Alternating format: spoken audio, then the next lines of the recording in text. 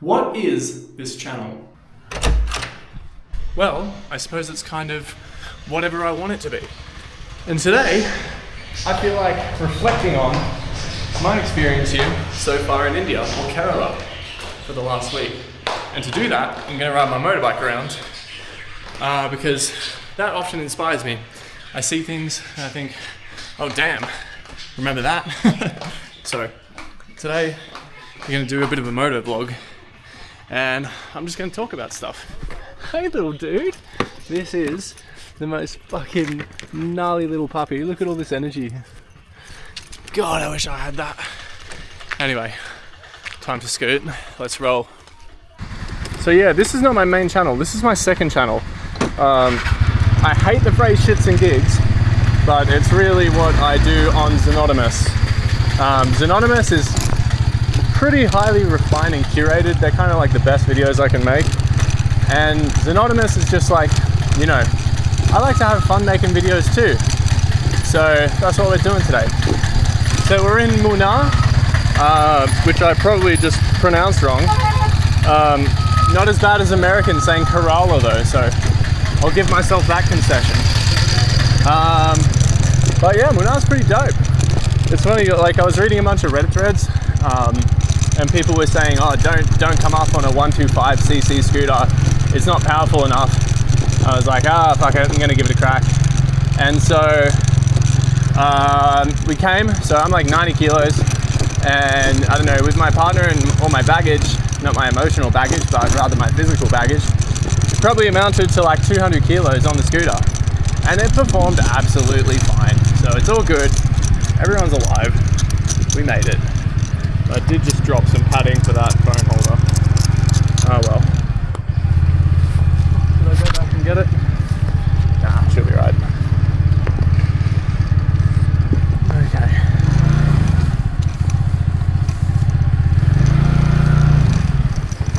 Anyway, the show must go on. So yeah, we're gonna ride through Munnar and just have a look at things, and that'll remind me of what I like about India and some of the things that I dislike about India, because there's so much here.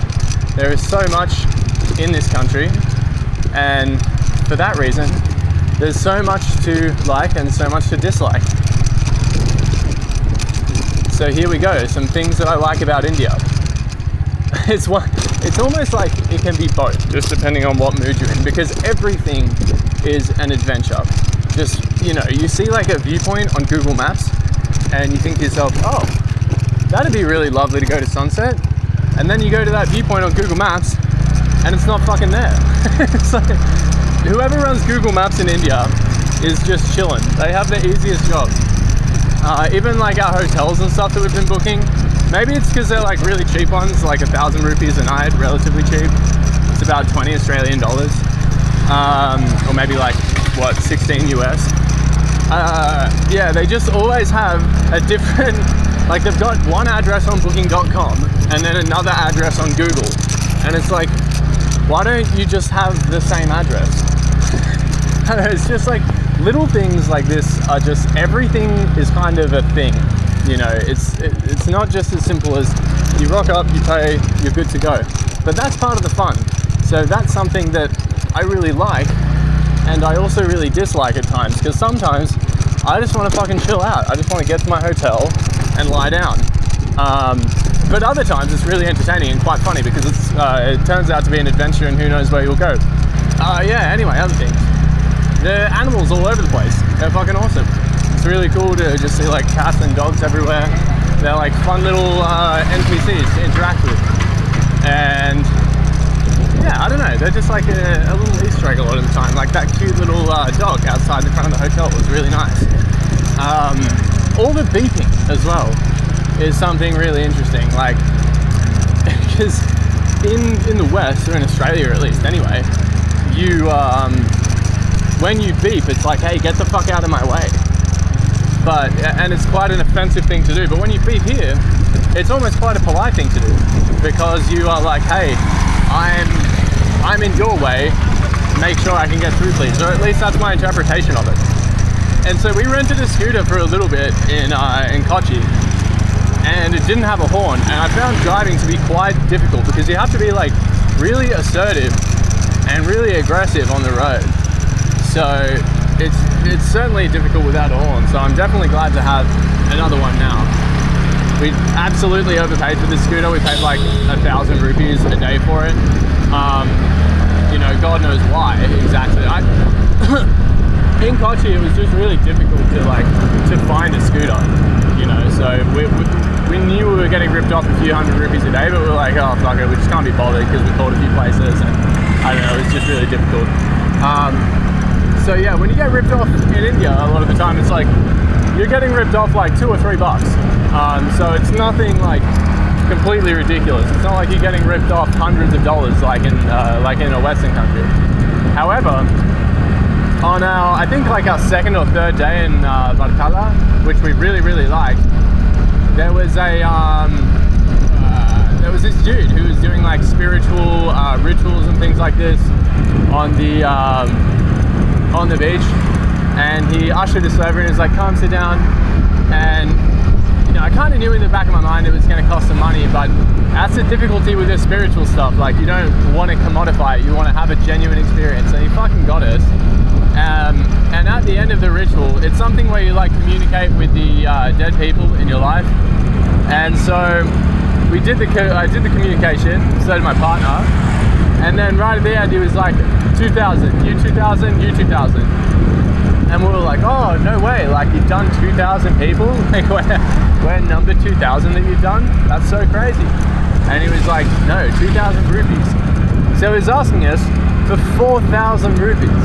And to put that into context for those of you who have not been to India or are not Indian or whatever, a starting salary, like an entry-level salary, is about 12,000 rupees. So we're talking like a week's wage, 4,000 rupees for like fucking, what, maybe 20 minutes of spiritual shit. So yeah, like a total rip-off, like that's like 40 hours of work. I would have gladly paid him for the banana that we had as a part of the ritual. But you know, when you come in hot at 4,000, I don't negotiate with terrorists. So we just said, oh yeah, no worries. We played it really cool, quite luckily. Like, oh no, it's we'll go back to the bike and grab it, and then obviously we just took off because fuck that guy. 4,000 rupees is absolutely outrageous. I asked one of the locals who was working at the hostel afterwards, and he said it was 58 rupees, which is bizarrely accurate, but I don't know if there was an aspect of miscommunication in that or whatever. But yeah, we haven't been getting I haven't been getting ripped off or anything here in India. That's something I really like about the country. In Vietnam, or you know, in Southeast Asia, you always have to haggle, and I mean here you kind of do with like autos or rickshaws or whatever, you know. But now that Uber's here, you kind of have a reference point for like what locals pay. So when we got off the train in Kochi, and it was like 600. That's what the guy said. He was like, I'll take you to this place for 600, and we pointed at the thing on Uber and we were like, dude, they're doing it for 280. And like, I don't want to feed the machine of what Uber is. Like, I'd be happy to pay 350 to like cash to an auto driver or whatever. But when they come in hot at, you know, 600 or 700 or whatever, we don't negotiate with terrorists, you know, that's just not going to happen.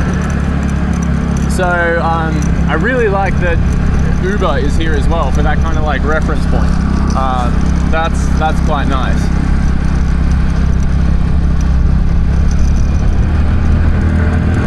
But yeah, another thing that's really cool is like the prices are listed on everything. So a water bottle is always 20 rupees. You know, it's never more than that. Even when you go to like an expensive looking place or whatever, it's 20 rupees. And you can like, this is for like 1.5 liters in a plastic bottle, you know. And you can just always look at the price of things. So a cornetto or whatever will be 50 rupees, and you can say, oh great, like it's going to be 50 rupees. So they can't turn around and be like, oh that's 200, because you can be like, dude, this fucking says 50 right here. So anyway, I haven't really been getting ripped off much or anything like that. So that's been quite nice. And I don't know, like the locals here seem incredibly friendly anyway. I don't know if that's sort of to do with the level of English proficiency. You're able to engage with them more, but I don't know, I find Indians like really outgoing and quite friendly, and they're very curious about you. And that's really nice. I mean, that's another thing that's a positive and a negative. Like sometimes you just kind of go, oh, it's beautiful here. Sometimes you kind of want to just go under the radar and do your own thing, and that can be quite hard.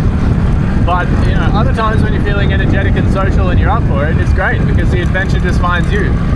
And you know, I think that's been the takeaway for me with India, is that the adventure always finds you. You don't have to go looking; it's looking for you. And you know, India is an adventure, and it's impossible to.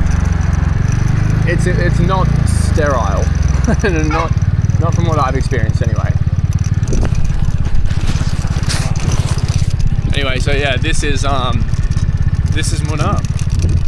It's quite the place. Really, really beautiful. So this is like a tea growing region in India. It produces a shitload of the tea, probably all of it. Look, puppies everywhere. This really sweet dogs all over the place. Look at that little one over there. Probably too small for the camera to pick up, but yeah, I love that that's around. Anyway, I'm going to turn around because I think I might be going into someone's house here. So yeah, it's always just like really random things are happening, and it feels like you are just constantly getting roped into these little side quests.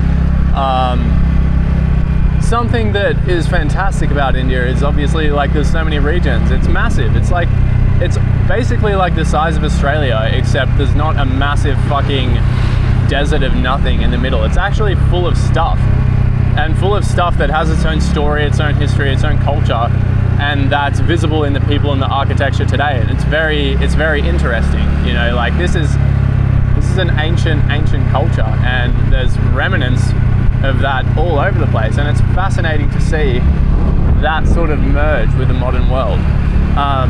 So yeah, it's a big fucking place. There's lots to see. There's heaps in the middle. It's not like barren or anything. And it, you know, it will go from tree fields or fields of trees up in the hill to you know, like mountains in the northwest, the Himalayas. But oh yeah, that's the thing I was going to say. So we went to this. So they produce all this tea domestically, and like we're in the tea fields right now. And we went to a restaurant and we ordered a tea, and they were like, "We don't have tea at the moment." I'm like, what are you talking about? And we're in the tea fields, dude. And on the menu, they served it between like 8 and 11, and then 2 and 6 or something like that. And it's just like, why? Like, why are you only serving? Why can't I get a tea here at this time? And you know, oh shit, that might just be me being very Western and entitled about everything.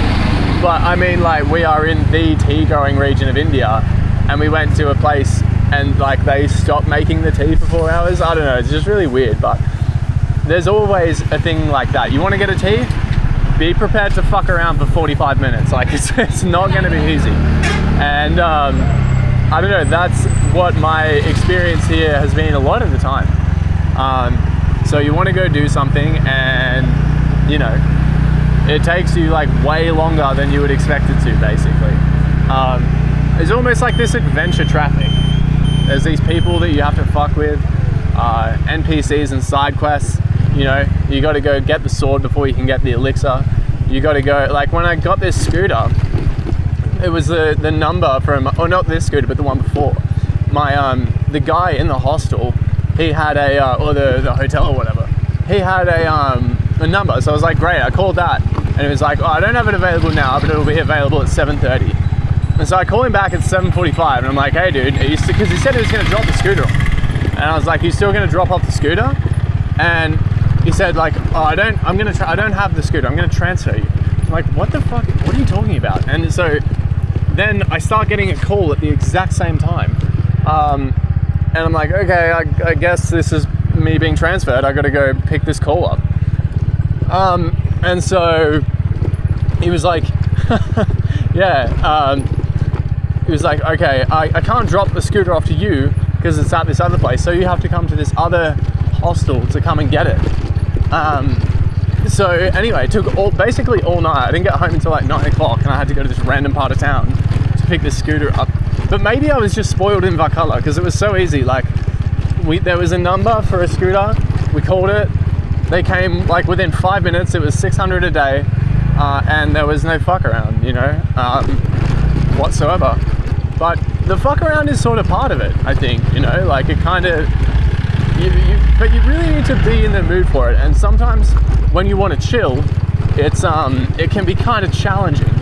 So anyway, we're probably going to go next to you know, I do intend on making Xenonymous, like for the Xenonymous channel, videos for that, which are a little bit more refined with like an interesting topic and not just me talking shit or like doing whatever and just being an idiot with a GoPro and an internet connection, which is kind of what my main channel is anyway.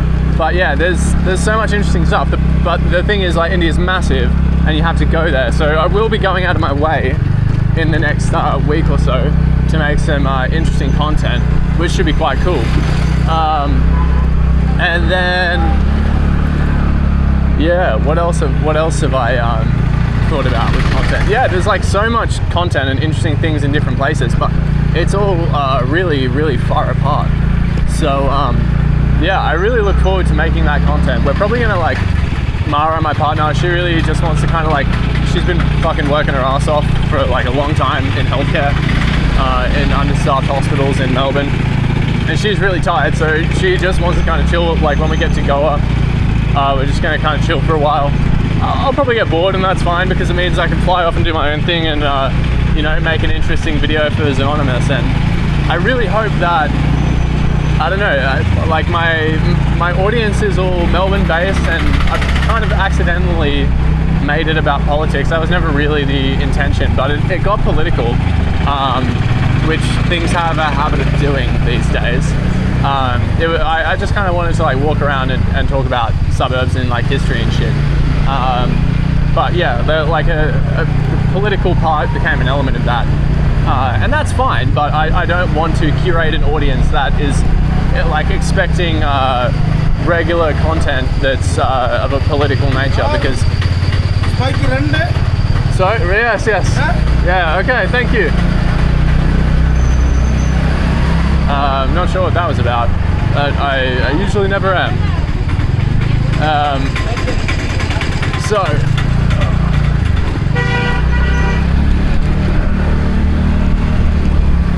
where the fuck is this taking me?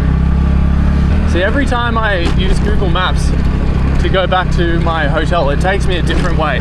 It's another example. Like, I've got no idea where I am at the moment. It always just takes me to a different location. Yeah, anyway, so Mara can chill in Goa, or, you know, by the beach or whatever, where it's relaxed, and I'll go do my own thing, and that'll be really fun. But yeah, anyway, the audience I've curated, or the people who have started following me, I hope I haven't built an audience of people who just want to hear about like Aussie politics, because I want to do videos about all sorts of things, and YouTube tries to kind of like pigeonhole you into doing one thing. But you know, the idea of doing YouTube is that you can do whatever you want. Like, the whole kind of thing with my channel is that I wanted to do just random shit that I found interesting. Anyway, yeah, so that's about it. I hope you enjoyed this rant, if it somehow found its way into your feed. Yeah, greetings from Muna, and see you on the next one. Thanks for watching. Oh, he's nuts, isn't he?